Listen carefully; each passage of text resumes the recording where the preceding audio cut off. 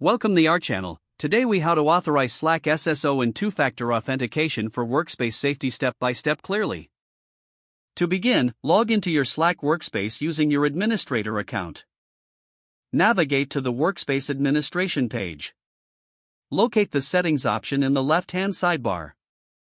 Scroll down to the section labeled Authentication. Click on the Single Sign-On SSO tab. You will see options to configure SSO settings. Select the Enable SSO checkbox. Input your identity provider information in the designated fields. Ensure that the SSO URL and the certificate are entered correctly. After entering the details, click Save Settings. Now, to set up two-factor authentication, return to the Workspace administration page. Find the Security section in the sidebar. Click on the Two-Factor Authentication option. You will see the option to enforce two-factor authentication for all members. Select the Require Two-Factor Authentication checkbox.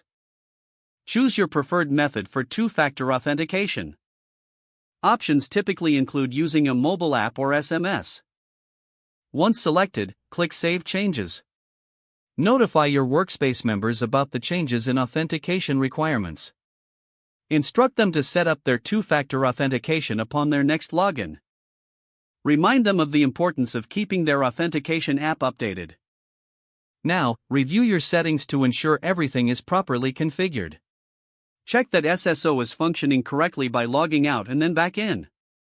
Verify that the two-factor authentication prompts users during the login process. Congratulations, you have successfully authorized Slack SSO and set up two-factor authentication for your Workspace's safety. If the page does not load, refresh the browser or try again in a private or incognito window. Make sure you are using the correct email address, then retype it carefully to avoid small typos. If your password is not accepted, use the reset option and create a new strong password you can remember. Check your spam folder for verification or security emails, then complete any requested confirmation steps. Enable two-factor authentication if available to improve account security and reduce unauthorized access risk. After signing in, review your profile details so your contact information and settings are accurate and current.